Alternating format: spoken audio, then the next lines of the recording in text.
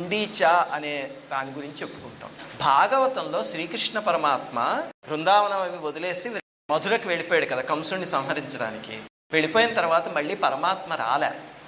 అది భాగవతం చదివిన వాళ్ళందరికీ గుండె పిండేస్తుంది. ఎందుకంటే అక్కడ గోపికలు కానీ యశోదాదేవి కానీ పాపం వాళ్ళందరూ కళ్ళల్లో ఒత్తులు వేసుకుని చిన్న అలికిడైన గుమ్మం దగ్గరికి వచ్చి చూసినవి ఎన్నో సంవత్సరాలు ఉన్నాయి.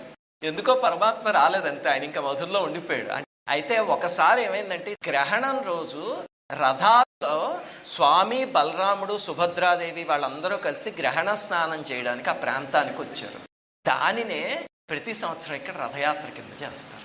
అంటే వీళ్ళ మనస్సులో ఏమిటంటే ఇదేమో బృందావనం, ఆ స్వామి గుడేమో ద్వారక మునిగిపోయిన తర్వాత స్వామి ఇక్కడికి పూరికి వచ్చేసాడుగా, అందుకని అది ద్వారక, ఇదేమో బృందావనం గుండీచ. అందుకని స్వామి ప్రతి సంవత్సరం 9 రోజులు వెళ్ళేది బృందావనానికి వెళ్తాడు అని వాళ్ళ భావన అనమాట.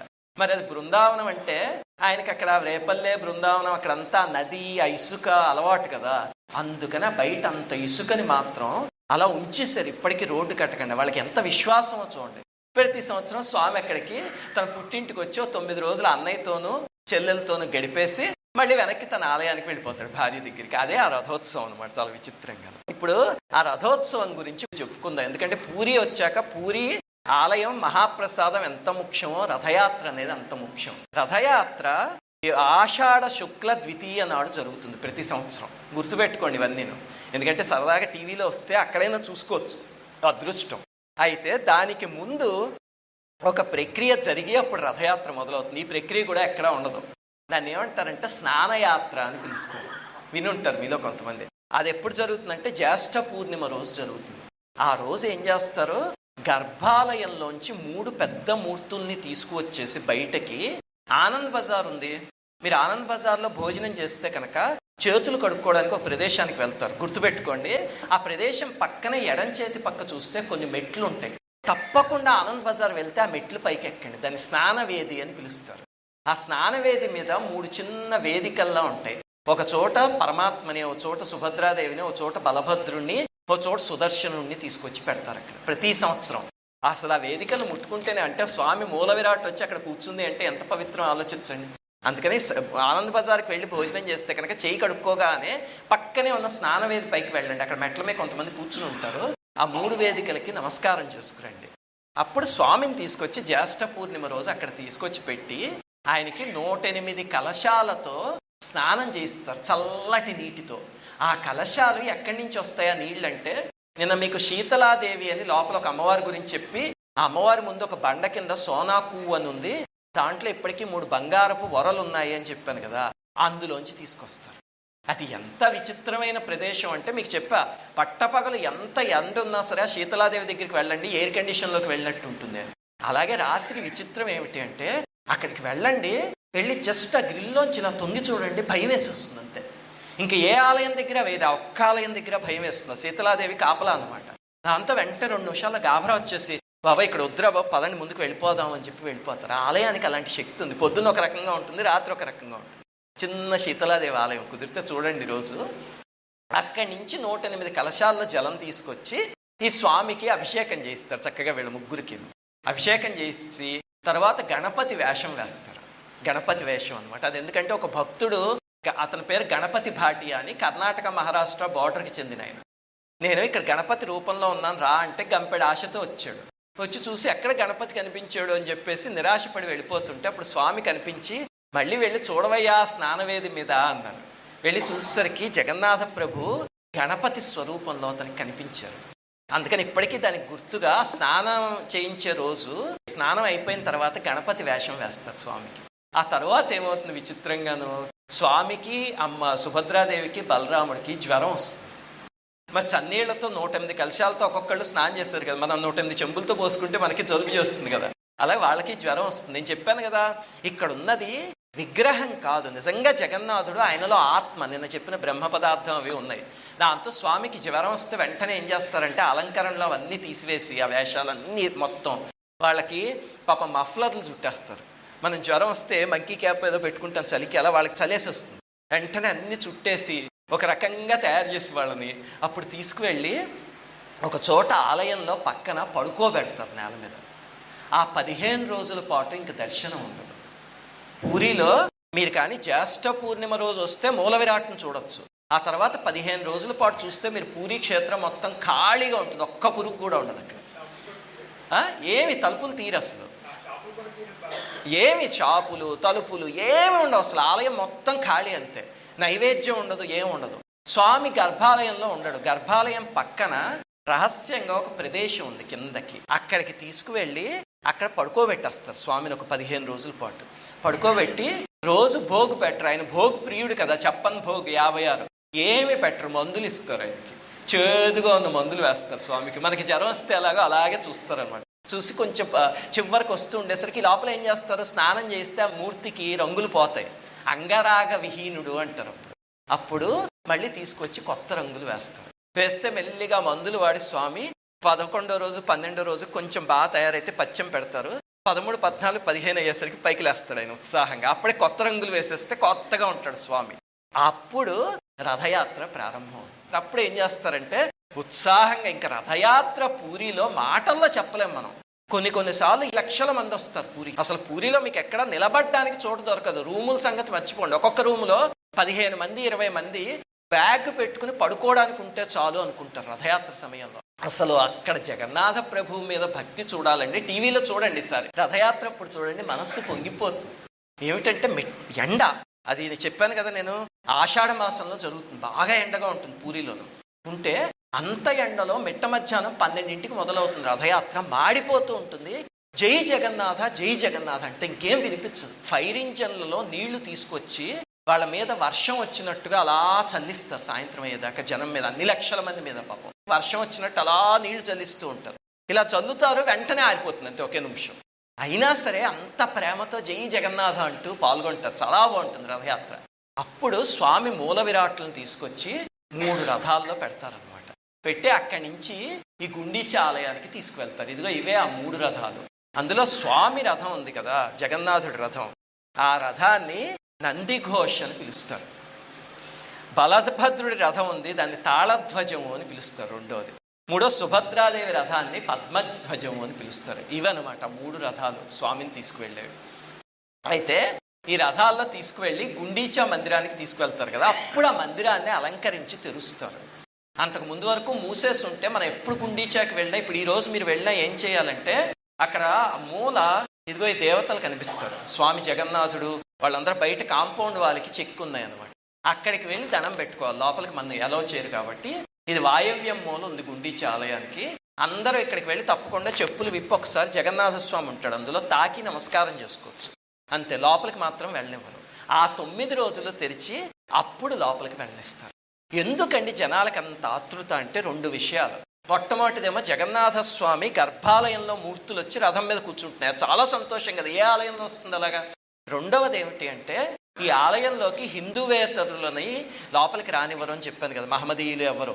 కానీ ఈ క్షేత్రంలో విచిత్రం ఏమిటంటే మహమ్మదీయులందరికీ జగన్నాథుడు అంటే పిచ్చి. వాళ్ళకి ఎంత పిచ్చో ఇంకా మాటల్లో చెప్పలేం. ఎవరైనా జై జగన్నాథ అంటారు, మహమ్మదీయుడైనా సరే. దాంతో వాళ్ళు స్వామిని ఒక్కసారైనా చూడాలి, మేము ఆలయంలోకి రాలేం కదా, ఈ 9 రోజులు కుదురుతుంది అని చెప్పి లక్షల సంఖ్యలో వచ్చేస్తారు. వచ్చేసి ఆ రథం పైకి ఎక్కిస్తూ ఉంటే చూసి పొంగిపోతారు అసలు. అలాగనే అక్కడ ఒక విచిత్రం ఉంది. స్వామి చూపు ఎక్కడైనా మన మీద పడినా, ఆయన కళ్ళు చూశారు కదా ఇంతంత ఉంటాయి చక్కగా, పడినా లేకపోతే ఆయన మీద నుంచి వచ్చే గాలి మనని తాకినా సరే చాలా ప్రయోజనం ఉంది దానివల్ల అని పురాణంలో స్పష్టంగా చెప్పారు. ఆ ప్రయోజనాన్ని అనుభవిస్తున్నారు కాబట్టే అన్ని లక్షల మంది వస్తున్నారు. లేకపోతే ఎందుకు వస్తారు? మీరు ఎక్కడైనా నేను టికెట్ పెడతాను రండి ఒక 10,000 మంది అనండి, ఎవ్వరూ రాదు. అక్కడికి ఎందుకు వస్తున్నారు అంటే నిజంగా వాళ్ళకి అంత ప్రయోజనం చేకూరుతుంది, అందుకే లక్షల్లో వచ్చేస్తున్నారు. కుదిరితే ఎప్పుడైనా రథయాత్రకి రండి ఒకసారి. వస్తే కనుక ఒక చిన్న పని చేయండి మీకు కుదిరితే. ఈ రథయాత్ర స్వామిది జరిగే ముందు 3 రోజుల ముందు గుండీచా మందిరం ఓపెన్ చేసి ఆ మందిరాన్ని మార్జనము అని చేస్తారు, శుభ్రపరుస్తారు. అక్కడ కుదిరితే కనుక లోపలికి వెళ్ళి అక్కడికి రాణిస్తారు మనందరినీ. చీపురు పుచ్చుకుని చక్కగా శుభ్రం చేయండి. గుండీచా మందిరాన్ని మార్జనం చేస్తే కర్మని కరిగించటానికి అతి తేలిక మార్గం అదే అని చైతన్య మహాప్రభు చెప్పారు. చైతన్య మహాప్రభు విచిత్రం, ఆయన శిష్యుల్ని తీసుకువెళ్ళి ఇంద్రజుమ్న పుష్కరిణి నుంచి నీళ్లు తీసుకొచ్చి ఆయన చీపురు పట్టుకుని, అంతటి మహానుభావుడు సాక్షాత్ కృష్ణస్వరూపం, అలాంటి ఆయన చీపురు పుచ్చుకుని గుండీచా ఆలయం మొత్తాన్ని శుభ్రం చేసి గోడలన్నింటినీ కరిగేవారు. ఆయన చెప్పేవారు, గుండీచా ఆలయాన్ని శుభ్రం చేస్తే కనుక కర్మని కరిగించుకోవడానికి అంతకన్నా తేలిక మార్గం లేదు అని, అంత ముఖ్యమైనది. సో ఒకవేళ భవిష్యత్తులో ఎప్పుడైనా అలా రావడానికి కుదిరితే రథయాత్రకి తప్పకుండా ఒక రోజు 2 రోజుల ముందు వచ్చి ఫస్ట్ గుండీచా దగ్గరికి వెళ్ళండి. ఈ విషయం చాలా తక్కువ మందికి తెలుసు. కేవలం చైతన్య మహాప్రభువుని అనుసరించే వాళ్ళకి తెలుసు ఈ రహస్యం. దాంతో అక్కడికి వెళ్ళి కుదిరితే ఏదో ఒకటి, ఒక ఎండిపోయిన ఆకుని తీసుకువెళ్ళి బయటపడేయండి, అది కూడా ఫలితం ఉంటుంది. అంత విశేషం అనమాట. అప్పుడు స్వామిని తీసుకొచ్చాక ఆ రథంలో వేంచేపు చేసి తీసుకువచ్చి మధ్యలో ఒక చోట ఆపుతారు. ఎక్కడ ఆపుతారో మీకు చెప్తా రథాన్ని. అక్కడ ఆపాక తర్వాత తీసుకువెళ్ళి స్వామిని రాత్రి ఆ గుండీచా మందిరంలో పెడతారు. అక్కడి నుంచి మళ్ళీ 9 రోజుల పాటు స్వామి ఉండి 9వ రోజు వెనక్కి తిరిగి వచ్చేస్తారు అనమాట. అది పూరిలో జరిగే రథయాత్ర. అయితే ఇక్కడ ఒక విచిత్రం జరుగుతుంది, చాలా విచిత్రం. తప్పకుండా వినాలి, చాలా సరదాగా ఉంటుంది. ఈ రథయాత్ర ద్వితీయ రోజు మొదలవుతుందని చెప్పాను కదా. పంచమి రోజు, ఆ రోజు హేరా పంచమి అని పిలుస్తారు ఆ రోజుని. ఈ హేరా అంటే అర్థము చూడటము అని. ఏమిటండి చూడటం? చాలా తమాషా ప్రక్రియ అసలు. ఏమిటంటే జగన్నాథుడు బయటికి వెళ్ళేటప్పుడు అమ్మవారి దగ్గరికి వెళ్ళి, నేను ఇలా రథయాత్రకి వెళ్తున్నాను, ఒక రోజులో వచ్చేస్తాను అని చెప్పి వెళ్తాట. అమ్మవారిని తీసుకువెళ్ళాడు, చూడండి, భార్యను తీసుకువెళ్ళాడు, అన్నయ్యతోనూ చెల్లెలతో కలిసి వెళ్తాడు అంతే, సుదర్శనుడితోనూ. అమ్మవారిని తీసుకువెళ్ళడు కదా. దాంతో అమ్మవారు సరే అని చెప్పి ఆలయంలో ఉంటుంది. ఒక రోజు అవ్వగానే ఏం చేస్తారు అమ్మవారు, ఏమిటి ఇంకా రావట్లేదు అని ఆందోళన పడిపోతారు. అంటే అంతే కదా, భర్త ఏదో 2 గంటల్లో వస్తాను అని చెప్పి ఆ రోజు రాత్రి వరకు రాలేదనుకోండి, మీకు వెంటనే కంగారు వేయదు. అలాగనే ఆ తల్లికి కూడా ఈ ఆలయంలో వాళ్ళు నిజంగా ఉన్నారంతే ఆ మూర్తులు. ఆ తల్లి కంగారు పడిపోతారు, ఇదేమిటి స్వామి రావట్లేదు అని. వెంటనే ఏం చేస్తారంటే, వంటశాల ఉంది అక్కడ, మీరు రోడ్డు మించి చూస్తే కనుక పైన ఒక మండపం కనిపిస్తుంది, పెద్దది, రోడ్డు మించి కూడా కనిపిస్తుంది ఆ మండపం. ఆ మండపం పైకి ఎక్కి అమ్మవారు అక్కడి నుంచి గుండీచా వైపుకి చూస్తూ ఉంటారు. ఆ మండపంలోంచి దూరంగా గుండీచా కనిపిస్తుంది చాలా సూక్ష్మంగా. ఇప్పుడు బిల్డింగ్లు అవన్నీ కట్టేశారు. అక్కడి నుంచి అమ్మవారు చూస్తూ ఉంటారు, ఏమిటి మా ఆయన రావట్లేదు, ఏమిటి మా ఆయన రావట్లేదు. ఈయన గారు హాయిగా గోకులం వెళ్ళి అక్కడ గడుపుతున్నాడు. అప్పుడట సూక్ష్మ శరీరంతో గోపికలు మునులు అందరూ వచ్చి గుండీచాలో ఉంటారట. స్వామి మళ్ళీ బృందావనం వచ్చాడు, చక్కగా మా రేపల్లికి వచ్చాడు, మనందరం అని చెప్పి ఆ వాసులు, ఆ జీవులందరూ వచ్చి గుండీచాలో ఉంటారట. హాయిగా అక్కడ గడుపుతున్నారు. అమ్మవారు 3 రోజుల పాటు ఆలయంలోంచి బయటకు వచ్చేసి లక్ష్మీదేవి పాప ఆ మండపంలో వర్షం పడుతున్న రాత్రైనా చలేనా మండపంలో అలా కూర్చుని స్వామి వస్తారేమో అని ఎదురు చూస్తూ ఉంటారు అమ్మవారు. ఎంత గొప్ప ప్రక్రియ చూడండి. సాయంత్రం కొన్నిసార్లు ఈ పండితులు ఏం చేస్తారంటే భుజాల మీద అమ్మవారిని ఆ గోడ వరకు తీసుకెళ్ళి ఇలా ఉంచుతారు. ఉంచితే అమ్మవారు ఇలా చూస్తారు, ఏమిటి స్వామి ఇంకా రావట్లేదు అని. 3 రోజులు అయ్యేసి ఆందోళన పెరిగిపోతుంది. పంచమి రోజు పెరిగిపోయి, సరేరా పదండి మనందరం అక్కడికి వెళ్దాము, స్వామి అక్కడ ఉండిపోయాడేమో పొరపాటున, లేకపోతే ఏమైనా ఇబ్బంది వచ్చిందేమో, లేకపోతే మర్చిపోయాడేమో, గుర్తు చేద్దామని చెప్పి సర్వాంగ సుందరంగా అలంకరించుకుంటారు. ఆ రోజు లక్ష్మీదేవి ఉత్సవమూర్తిని చూడాలి. పూరిలో మిగతా 364 రోజులు అలా ఉండదు. ఆ రోజు అమ్మవారు తన దివ్యమైన స్వరూపంతో, వజ్రాలతో, బంగారంతో, అన్నిటితో అలంకరించుకుని పువ్వులతోనూ బయలుదేరుతారు. ఎందుకంటే వాళ్ళు ఆయన దగ్గరికి వెళ్తున్నారు కదా, అందుకని చక్కగా అలా వెళ్తారు. అమ్మవారు సరిగ్గా గుండీచా దగ్గరికి వెళ్తుంటే వీళ్ళు బాకాలు, బాణసంచాలు అన్నీ జరుగుతాయి. ఈ లోపల స్వామి అడుగుతాడు అనమాట. ఇక్కడ నేను స్వామి అడుగుతాడు, అమ్మవారు అడుగుతున్నారు అంటే వాళ్ళ బదులు ఆ రోల్స్ అన్ని పురోహితులు ప్లే చేస్తారు. అర్థమైంది కదా మీకు? అంటే మూర్తులు మనతో మాట్లాడవు కానీ అలా చేస్తారు వాళ్ళు లీల. దాంతో స్వామి అడుగుతాడు, ఏమిటిరా హడావడి, బయట ఏమి జరుగుతోంది అని. అంటే స్వామి మీరు రావట్లేదని చెప్పి అమ్మవారు వచ్చేస్తున్నారు, ఇప్పటికే 3 రోజులే. అమ్మ బాబోయ్ ఇక్కడికి వస్తుందా, ఇప్పుడు వచ్చిందంటే నాకు భయం అంతేనే, ఇంక నన్ను లాగేస్తుంది. అలాగే వీళ్ళందరూ ఉన్నారు ఇక్కడ నా పుట్టింట్లోనూ, అమ్మ బాబా ఇప్పుడు వద్దు, తలుపేసేయండి అని చెప్తాడు. ఈవిడ గుండీచా దగ్గరికి పరిగెత్తుకుని వస్తూ ఉంటే, అంటే వాళ్ళు తీసుకొస్తారు పరిగెత్తుకుంటూ, చాలా విచిత్రంగా. అలా పల్లకి మోసే ఒక పాండవ ఒక ఆయన నాకు తెలుసు, ఆయన చెప్తాడు అసలు ఆ పరిగెత్తేటప్పుట వాళ్ళకు ఒళ్ళు తెలియట్టు, ఏదో ఆవేశం వచ్చి దివ్యమైంది, పోలీసులు కూడా పరిగెత్తలేనంత వేగంగా పరిగెడతారట. వాళ్ళని చూడాలి మీరు, ఆ పల్లకీలు మోసి వాళ్ళ భుజాల దగ్గర ఇక్కడ ఇంతంత కంతులు కట్టేస్తాయి, అయినా వాళ్ళకి ఎంత ప్రీతి ఆ పల్లకీలు మోయడం అంటే. దాంతో వీళ్ళు పరిగెత్తేసరికి స్వామి పురే వచ్చేస్తుందిరా, తలుపు మూసేయండి రా అంటాడు. వెంటనే గుండీచా తలుపు మూసేస్తారు. మూసేసరికి అమ్మవారు అక్కడ ఆగిపోయి, ఏమిటి తలుపు ఇలా మూసాడు అంటే, వీళ్ళు ఉండమ్మా మేము కనుక్కుంటామని వెళ్ళి, అమ్మ స్వామి మూసేయమన్నట్టమ్మ, చాలా అన్యాయం ఇది అని చెప్తారు. అంతే ఆవిడకి ఆగ్రహం వచ్చేస్తుంది, ఏమిటి పుట్టింట్లో ఉంటే మాత్రం భార్య అంటే ఇంత నిర్లక్ష్యమా, తలుపు మూయించేస్తాడా అని చెప్పి, సరే అయితే పని చెప్దామని వెనక్కి వచ్చేస్తూ అక్కడ స్వామి రథం ఉంటుంది, ఇందాక నందిఘోష్ అని చెప్పాను, ఆ రథ చక్రాన్ని అమ్మవారు విరగ్గొట్టేసి ఆ సారథి చెయ్యి విరగ్గొట్టేసి వచ్చేస్తారు వెనక్కి. అదంతా లీల జరుగుతుంది. ఎంత అద్భుతంగా ఉంటుందో, మీరు ఇంటర్నెట్లోకి వెళ్ళి, మనం దగ్గరికి వెళ్ళినా చూడలేము అది. ఇంటర్నెట్లో చాలా మంచి వీడియోలు ఉన్నాయి. హేరా పంచమి అని కొట్టండి, కొడితే వస్తుంది. అమ్మవారు ఆ రథచక్రం విరగొట్టేయడం, ఒకే దెబ్బకి విరగొట్టాలన్నమాట. సో వాళ్ళకి ఆ బలం వస్తుంటే ఒక్కడి కొడితే అంతోటి రథచక్రం విరిగిపోతుంది. తర్వాత చెయ్యి విరగొట్టేసి పదండి ఆలయానికి. వస్తాడు కదా ఎప్పుడో అన్నయ్యతోనూ చెల్లెలతో కూర్చోడు, వచ్చినప్పుడు నేను చూస్తాలేండి సంగతి, పదండి అని చెప్తుంటా అమ్మవారు. చెప్పేసేసి అమ్మవారు వెనక్కి వచ్చేస్తారు. వచ్చేసాక ఈయన 9 రోజుల పాటు హాయిగా అక్కడ గడుపుతాడు. గడిపి 9వ రోజు అయ్యాక రథం ఎక్కుతాడు అనమాట. ఆయన అన్ని మర్చిపోతాడు, ఎందుకంటే ఈయనకి రేపల్లె బృందావనం అంటే స్వామికి ఎంతో ఆనందం అక్కడ. దాంతో అంతా మర్చిపోతాడు. మర్చిపోయి మళ్ళీ 9వ రోజు బయలుదేరుతాడు. ఇప్పుడు ఆడవాళ్ళు కూడా చూడండి, ఎక్కడికైనా పుట్టింటికి వెళ్ళారు అనుకోండి, ఇంకా భర్త పిల్లలు అవన్నీ కూడా ముందు పుట్టిల్లు అంటే అది అంతే. స్త్రీకి పుట్టగానే పువ్వు పరిమళిస్తుంది, పుట్టింటికే మనసు పరుగు తీస్తుంది అంత అంతే. అదొక ప్రేమ. ఆ స్వామికి అంతే. దాంతో వెనక్కి బయలుదేరతాడు. బయలుదేరగానే ఏమవుతుంది, రథం మీద పెట్టగానే రథం కుంగిపోతుంది. ఎందుకు? చక్రం విరగొడుతుందిగా. వెంటనే సారథిని అడుగుతాడు, ఏమిటి నా రథం ఇలా కృంగిపోయింది? ఇవన్నీ ఒరియాలో వీటికి కవిత్వం ఉంది. ఆ కవిత్వంలో అడుగుతారు ఈ పాండాలు అనమాట. ఏమిటి రథం ఇలా కృంగిపోయింది, ముందుకు నడవట్లేదు, వాళ్ళిద్దరిది నడిచేస్తుంది అంటే సారథి, స్వామి రథం కుంగిపోవడమే కాదు, నా చేయి చూడండి అంటాడు. చూస్తే అది కూడా విరిగిపోయి ఉంటుంది. ఏమిటయ్యా ఏం జరిగిందంటే, ఏం జరగడం ఏంటి స్వామి, తలుపు వేయించేసావు అలాగా. దాంతో అమ్మకి ఆగ్రహం వచ్చి విరగొట్టి వెళ్ళిపోయింది, నువ్వు వెనక్కి వెళ్ళి ఇప్పుడు నీ సంగతి ఉంది అని వాళ్ళు ముందే చెప్తారు. అమ్మ బాబోయ్, అయితే ఇక్కడ సిద్ధంగా ఉందేమో అనుకుని ఎంత తమాషాగా జరుగుతుంది, అసలు ఆనందం వేసేస్తుంది చూస్తే. అమ్మా నాన్నలు అంతే ఆడుకుంటున్నట్టు. పెట్టించుకుని ఒక వైద్యుడు ఉంటాడు. అప్పుడు మళ్ళీ వెనక్కి బయలుదేరి వెళ్తాడు. వెళ్ళేసరికి ఏం చేస్తారు ఈసారి అమ్మవారు, ఇంతకు ముందు ఆయన మర్యాద కాపాడుకున్నాడు కాబట్టి ఆ పైనుంచి ఎదురు చూశారు. ఇప్పుడు మర్యాద పోగొట్టుకున్నాడు కదా, ఆ పైన ఉండరు, ఆలయంలోకి వెళ్ళిపోతారు. లక్ష్మీదేవి ఆలయంలోకి వెళ్ళిపోయి రారు. ప్రధాన ద్వారం మూసేయండి, ఆలయంలోకి రానివ్వకండి అని అనుజ్ఞిస్తారు. ఆవిడ హోమ్ మినిస్టర్, ఆవిడ చెప్తే ఆవిడేం చేస్తాడు, మూసేస్తారు అంతే ప్రధాన ద్వారం. ఈయన బలభద్రుడు ఆ సుభద్రాదేవి వచ్చి బయట ద్వారం తెరవండి అంటే కుదరదు, అమ్మ మూసేయమని చెప్పింది, మీరు లోపలికి రావడానికి వీల్లేదు అంటారు. దాంతో చివరికి బతిమాలుకుని అమ్మని పిలుచుకురండి ఒకసారి అంటే అప్పుడు బయటికి పిలుచుకొస్తారు. ఆవిడ చిన్న తలుపు ఉంటుంది, మీరు ప్రధాన ద్వారానికి చూస్తే దాని చోర కవాటం అంటారు. అంటే పెద్ద తలుపు కాకుండా చిన్న తలుపు, అందులోంచి బయటకు వస్తుంది. ఆవిడ వచ్చి ఏమిటి సంగతి అని అడుగుతుంది. అడిగితే ఏమిటే ఉంది లక్ష్మి, కాస్త ఏం లేదు, వెళ్ళు, అక్కడ ఉన్నావు కదా 9 రోజుల పాటు, మీ వాళ్ళందరూ ఉన్నారు కదా, అక్కడే ఉండు, నేనెందుకు, నేను వచ్చినప్పుడు తలుపే ఇచ్చేసావు కదా, వెళ్ళిపో అంటుంది అమ్మవారు. ఇవన్నిటికీ మంచి కవిత్వం శ్లోకాలు లాంటివి ఉన్నాయి. సంస్కృతం అయితే శ్లోకాలు అంటారు, ఒరియా భాషలో ఉన్నాయి.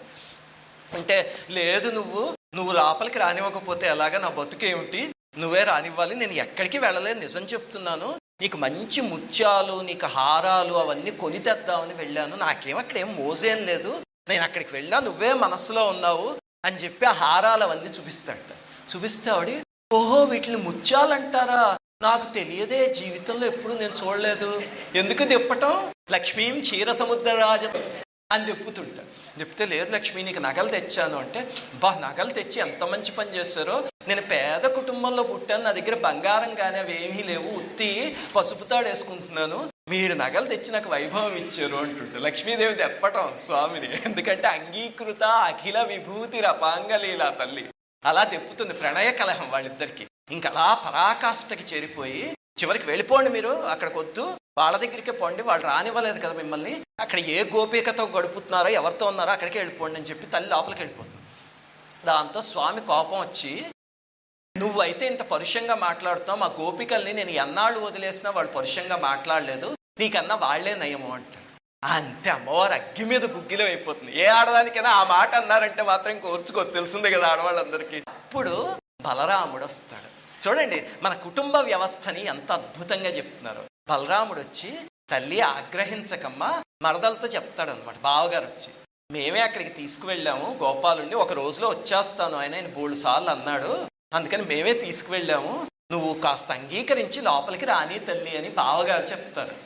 చెప్తే అప్పుడు సుభద్రాదేవి కూడా వచ్చి చెప్తుంటా, అమ్మ మరదలా కాస్త ఏదో చూసి చూడనట్టు వదిలేయాలి, మేము చేసుకోవట్లేదేంటి కాపురాలు, ఎన్ని సంవత్సరాల నుంచి మేము చేసుకోగలేదు, మీరు చేసుకుంటే ఏంటి, ఏదో ఉంటాయి ఇలాంటి పొరపచ్చాలు, రాని లోపలికి అంటే, సరే అయితే రండి స్వామి అంటే, అప్పుడు స్వామి రసగుల్లా లాంటిది ఒక స్వీట్ ఉంటుంది, దాన్ని క్షీరమోహనం అని పిలుస్తారు, అది తీసి అమ్మవారికి ప్రేమతో నోట్లో పెడతాడు.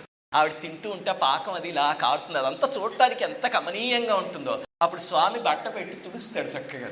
తుడిస్తే ఆవిడ కరిగిపోయి, అయ్యో ఎన్ని మాటలు అన్నానయ్యా, నల్లనయ్యా, నిన్ను క్షమించు నన్ను అని చెప్పి కాళ్ళమే పడిపోతుంది. అదే ఆడవాళ్ళకి భర్త మీద ఉన్న ప్రేమ. అది బొమ్మగా ఆర్తిస్తుంది తీసుకుని ఇద్దరు కలిసి ఆలయంలోకి వెళ్ళి మళ్ళీ అక్కడ ఉంటారు. ఎంత అద్భుతమైన ప్రక్రియ! ఇంతకీ ప్రణయ కలహం అంతటిని మనం చూడటం ఎందుకు అంటే, ఇలాంటివి చూడగలిగితే కనుక మన సంసారంలో భార్యాభర్తల మధ్య ఏమైనా పొరపచ్చాలుంటే వాటంతటిని తీసేసే శక్తి ఈ ప్రణయ కలహానికి ఉంది. స్వామి కలహం చూస్తే మన కుటుంబాలు బాగుపడతాయట. అది విచిత్రం అనమాట అక్కడ. అందుకని అందరూ హీరా పంచమిని అంత ప్రేమగా చూస్తారు. ఈయనెవరో ఈ బొమ్మ వేశాడు చూడండి, నేను మీకు చూపిద్దామని తెచ్చాను. నాకు ఎంత ఇష్టమో ఈ బొమ్మ అంటే. జగన్నాథుడు అపరాధ భావంతో ఇలాగ వెనకాల రసగుల్లాలు పుచ్చుకుని ఉంటాడు. ఆ రసగుల్లా వెనకాల ఉంది చూడండి. అపరాధ భావంతో తప్పు చేశానులే ఇలాగా అని చూస్తాడు. ఆవిడేమో లక్ష్మీదేవి ఆగ్రహంతో నిలదీస్తూ ఉంటుంది. పక్కన ఆడపడుచు కదా సుభద్రాదేవి, పసుపు రంగులో ఉన్నవాడే, ఆవిడ అంటుంటుంది.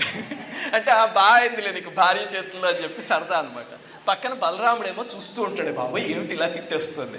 ఎవరో ఎంత అద్భుతంగా గీశారు చూడండి. ఒరియా ఆర్టిస్ట్ ఒక ఆయన గీశాడు. నాకు ఆ బొమ్మ అంటే చాలా ప్రీతి, మీకు ఒకసారి చూపిద్దాము అని. ఈ బొమ్మ ఒక్కటి చూడగానే మీకు హీరా పంచమి మొత్తం గుర్తొచ్చేది. ఎంత అద్భుతమైన బొమ్మ అది. అది రథయాత్ర అంటే. ఇప్పుడు అతి పవిత్రమైన ధనుర్మాసం వచ్చింది. అందుకని ఇక్కడి నుంచి జగన్నాథ ప్రభు యొక్క లీలలు చెప్పుకుందాం. పూరీ క్షేత్రం అంటే ఏదో కొంతమంది జనులు కూడి ఏర్పడిన ఒక ఊరు కాదు. అది అప్రాకృతమైన దివ్య ప్రదేశం. ఎప్పుడో యుగాల తరబడి ఉంది. శ్రీకృష్ణ పరమాత్మ నిర్యాణం చెందాక తన సూక్ష్మ రూపంతో ఆయన అన్నగారు బలరాముడు, సుభద్రాదేవి, ఇంకా రాధాదేవి, ఆయన బంధువులు మొత్తం అందరినీ తీసుకుని ద్వారకా నగరం వదిలేసి వచ్చి పూరీ క్షేత్రంలో కొలువున్నాడు. అందుకని మనం పూరీ క్షేత్రంలో చూస్తే ఓహో ఇది గరుత్మంతుడి విగ్రహం, ఇది సుదర్శనుడి విగ్రహం, ఇది జగన్నాథుడి విగ్రహం అనుకుంటాం. కాదు, మనకి విగ్రహాల్లా కనిపించే ప్రతీది కూడా అక్కడ సజీవమైన మూర్తి. దాని వెనకాల దేవతాశక్తి ఉంటుంది. మనం ఈ మాంసచక్షువులతో చూడలేం, కానీ ప్రతీవి సజీవమైన మూర్తులు. అలాంటిదే మదనమోహన్ అని ఒక మూర్తి ఉంది ఆలయంలో. పూరి జగన్నాథుడిది శరీరం అయితే కనుక మదనమోహనుడిది ఆ శరీరానికి ఆత్మ అంటారనమాట. అంతటి దివ్యమైన విగ్రహం ఆ మదనమోహనుడిది. అయితే 11 నవంబర్ 2001లో అక్కడ ఒక విచిత్రమైన సంఘటన జరిగింది. ఇది ఇక్కడ చూపిస్తున్నదే మదనమోహనుడి మూర్తి. ఆయన ఒక ఉత్సవ విగ్రహం అనమాట స్వామికి, కానీ సజీవ మూర్తి. అంటే జగన్నాథుడికి ఆత్మలాంటి ఆయన. అయితే ఏమైంది, 11 నవంబర్ 2001 ఉదయాన్నే ఆలయం తెరిచేసరికి ఆ మూర్తి లేదక్కడ. ఎవరో దొంగతనం చేశారు. దాంతో పూజారులందరూ కంగారు పడిపోయి మొత్తం వెతికారు. వెతికితే ఎక్కడ దొరకలే. అంటే పొరపాటున ఎక్కడైనా పెట్టేసామా అని. కానీ అలా పెట్టడానికి వీల్లేదు. ఆ మూర్తి అంటే అక్కడ అందరికీ ప్రాణం. దాంతో క్షణంలో ఆ వార్త మొత్తం దావానలంలా వ్యాపించి చీఫ్ మినిస్టర్ దగ్గర నుంచి పెద్ద పెద్ద మినిస్టర్ల దగ్గరించి అందరు ఐఏఎస్ ఆఫీసర్లు, పోలీస్ ఆఫీసర్లు అందరూ హుటాహుటిని వచ్చేసారు అక్కడికి. అలాగే జనం కూడా అది తెలిసి ఇంకా కన్నీరు పెట్టుకుని అయ్యో మా మదనమోహనుడి మూర్తిని ఎవరో ఎత్తుకుపోయారా అని చెప్పి బాధపడి మళ్ళీ ఆయన మూర్తి దొరికే వరకు మేము భోజనం చేయము అని ఒరిస్సా రాష్ట్రంలో 30,000 మంది నిరాహార దీక్ష చేసి కూర్చున్నారు అక్కడ. ఉపవాస దీక్ష. అంటే మా మదనమోహనుడు మాకు మళ్ళీ వెనక్కి కావాలి అని. అంత ప్రీతి జనానికి. అసలు మనం పూరి వెళ్ళి చూస్తే ఒకటి చాలా విచిత్రంగా అనిపిస్తుంది. సామాన్యంగా మన దేవాలయాలు ఎక్కడికైనా వెళ్ళామనుకోండి, క్యూలో ఎవరైనా నిలబడితే వాళ్ళని మీరు ఈ ఆలయానికి ఎందుకు వచ్చారు అని అడగండి. మా అమ్మాయికి పెళ్లి కావాలని మొక్కుకుందామండి, స్వామిదే వల్ల అయిపోయింది అందుకని థ్యాంక్స్ చెప్పుకోవడానికి వచ్చామంటారు. ఇంకొకళ్ళు ఏదో ఉద్యోగం కావాలండి అందుకని ఇక్కడికి వచ్చామంటారు. మీరు పూరి వెళ్ళి అక్కడ ఉన్న వాళ్ళ ఆలయానికి వస్తూ ఉంటారు పరమప్రీతితో. వాళ్ళు ఎవరినైనా మీరు ఎందుకు ఆలయానికి వచ్చారు అని అడగండి, జగన్నాథ ప్రభు కోసం వచ్చామంటారు. అదే జగన్నాథ ప్రభు బాగానే ఉంది, ఎందుకు వచ్చారు అంటే జగన్నాథ ప్రభువుని చూడడానికి వచ్చాము అంటారు. వాళ్ళకి ఇంక ఏమీ ఉండదు. అన్కండిషనల్ లవ్ ఆన్ జగన్నాథ ప్రభు అంతే. అసలు ఆ భక్తి చూస్తే మనకి చాలా ఆశ్చర్యం వేస్తుంది. దాంతో 30,000 మంది ఉపవాస దీక్ష మొదలుపెట్టారు. కన్నీరు పెట్టుకుని జై జగన్నాథ జై జగన్నాథ అని నువ్వు మళ్ళీ తిరిగి రావాలి. దాంతో ఇంకా పోలీసులు వాళ్ళ వ్యవస్థ అంతా ముందుకొచ్చి బస్ స్టాండ్లు, చెక్ పోస్టులు, రైల్వే స్టేషన్లు అన్నిటినీ ముందు చెక్ చేయించడం మొదలుపెట్టారు. ఎంత వెతికినా సరే దొరకలేదు. ఈ లోపల ఏమైంది విచిత్రంగా, పూరి ఆలయంలో వాయవ్యం వైపు కోయిల వైకుంఠం అని ఒక తోట ఉంది. ఆ తోట పూరి ఆలయానికి శ్మశాన భూమి లాంటిది అనమాట. అంటే అదేమిటండి, ఆలయంలో ఎక్కడైనా అలా శ్మశాన భూమి ఉంటుందా అంటే ఉంటుంది. దాని వెనకాల గొప్ప విశేషం ఉంది. అది మీకు రాబోయే వీడియోల్లో చెప్తా. చాలా గొప్ప ప్రదేశం అది. అయితే దాని లోపల ఒక బావి ఉంది. అది దాదాపు ఒక 100 అడుగులు లోతున్న బావి. అందులో ఒక 20 అడుగుల నీళ్లు ఉన్నాయన్నమాట. అక్కడ ఏమైంది విచిత్రంగా, ఒక వానరం, ఒక కోతి ఒకటి కీచు కీచు కీచుమని గట్టిగా అరవడం మొదలుపెట్టింది. అంతే వెతుకుతున్న వాళ్ళు కాస్త ఏమిటి శబ్దం వస్తోందని చెప్పి ఆ ప్రాకారంలోకి వెళ్ళారు. అది బయట ప్రాకారంలో ఉంటుంది. అక్కడ కోతి బావి చుట్టూ కీచు కీచుమని అరుస్తూ తిరగడం, ఎవరైనా రాగానే బావిలోకి చూపించడం, అందులో కొంచెం దిగడం, మళ్ళీ పైకి ఎక్కడం, అలా చేస్తోంది. ఏమిట్రా ఇది ఇలా చేస్తోంది అని వాళ్ళకి అర్థం కాలే. అక్కడ పూజారులు ఉంటారు కదా, పాండాలు అంటారు, వాళ్ళకి ఏదో అనుమానం వచ్చింది. ఎందుకంటే పూరి ఆలయానికి 4 వైపులా 4 ఆంజనేయ స్వాములు ఉన్నారు. వాళ్ళ 4 ఆలయ పాలకులను. చాలా శక్తివంతమైన ఆంజనేయ స్వామి మూర్తులు అవి 4 ఉంటాయి. మీకు ఇంకొక వీడియోలో చెప్తా. అందులో ఉత్తర ద్వారం దగ్గర తపస్వి హనుమాన్ అని ఒక ఆయన ఉన్నాడు. ఆయన్నే చారిచక్ర హనుమాన్ అని పిలుస్తారంటే ఆయన 4 చేతుల్లో 4 చక్రాలు ఉంటాయి అన్నమాట. అందుకని ఆయనకి మొత్తం 8 బాహువులు ఉంటాయి. దానికి దగ్గరగా జరిగింది సంఘటన.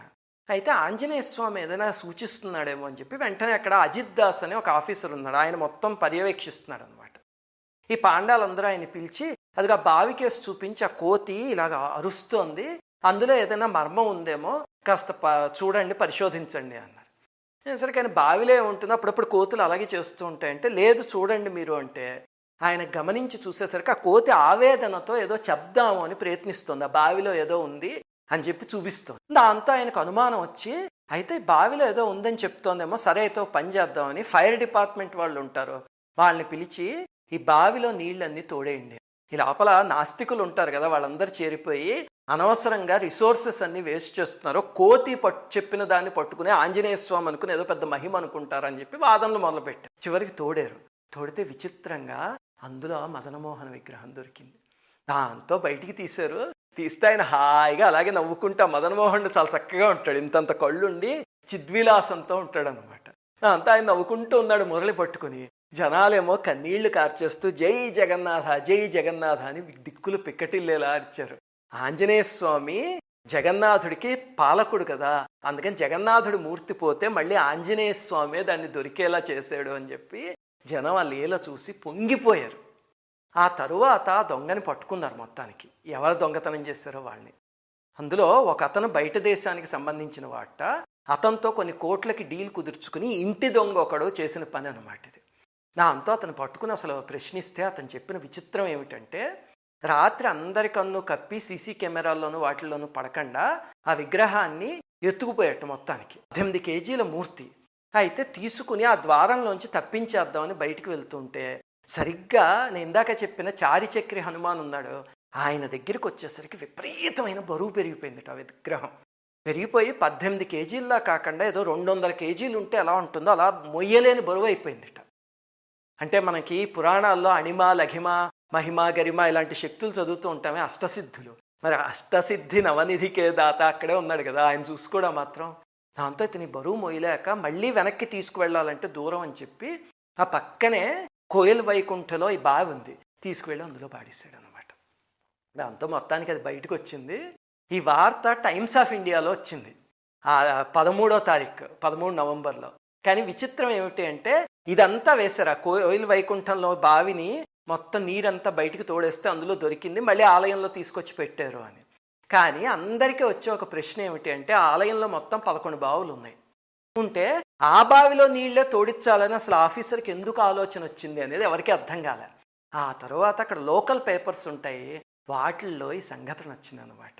అది జగన్నాథుడి లీలంటే. జై జగన్నాథ. ఇంతకీ మీకు ఈ వీడియో వినగానే ఒకటి అనిపిస్తుంది, మరి ఆ మదనమోహనుడి విగ్రహం చూడాలండి, స్వామికి ఆత్మ అంటున్నారు కదా, ఎక్కడుంది ఆ విగ్రహము అని. అది చూడాలంటే ఎలాగంటే, మీరు జగన్నాథ ప్రభు దర్శనానికి వెళ్తారు కదా, అక్కడ దాకా వెళ్ళి దర్శనం చేసుకున్నారనుకోండి, అక్కడి నుంచి మీరు సౌత్ వైపుకి కిందకి దిగి వచ్చేస్తారు, మెట్లు దిగి. మీలో పూరి వెళ్ళిన వాళ్ళందరికీ తెలుసు. ఇదిగో బొమ్మలో చూపిస్తుంది చూడండి. బొమ్మ ఆలయం వెనక వైపు నుంచి ఎవరో ఆర్టిస్ట్ గీసిన బొమ్మ. ఇందులో చూస్తే కనుక మీరు ఇటుపక్క ముక్తి మండపం అని ఉంటుంది, ఇటుపక్క ఇలా మెట్లుండి దాని పైనుంచి ఇలా కిందకి దిగి బయటకు వస్తారు ఎవరైనా దర్శనం చేసుకున్నాక. ఆ దిగుతూ ఉంటే కుడివైపు ఒక ఎత్తు అడుగు మీద దక్షిణ ఘర అని ఉంది. అందులో ఉత్సవమూర్తులు ఉన్నాయి. అందులో 18 ఉత్సవమూర్తులు, 19 శాలిగ్రామాలు ఉన్నాయి. చాలా అద్భుతమైన ప్రదేశం, కానీ తెలియక చాలా మంది చూడరు. అందులో మదనమోహనుడి విగ్రహం ఉంది. ఈసారి వెళ్ళినప్పుడు తప్పకుండా చూడండి, నయన మనోహరంగా ఉంటాడు ఆ స్వామి. అలాగా ఆయన ఎన్ని లీలలు చేశాడో మదనమోహనుడు మనం తర్వాత చెప్పుకుందాం. ఇంతకీ ఆ బావి ఎక్కడుందండి అంటే మీరు ఆ కోయిల వైకుంఠంలోకి వెళ్తే అది ఆలయానికి వాయవ్యం మూల ఉంది, అందులోకి వెళ్ళారంటే కనుక ఎదురుగుండా నడిచి వెళ్తే అక్కడ మీకు ఆ బావి కనిపిస్తుంది. ఈ సంఘటన జరిగాక భక్తులందరూ ఏం చేస్తున్నారు, అదంత శక్తివంతమైన బావి కదా అని చెప్పి అందులో క్రెడిట్ కార్డులు అలాంటివన్నీ తీసుకువెళ్ళి డబ్బులు పడేస్తున్నారు ఆ బావిలో. సర్లేండి, ఎవరి భక్తి వాళ్ళది. కానీ జై జగన్నాథ శ్రీమాత్రే.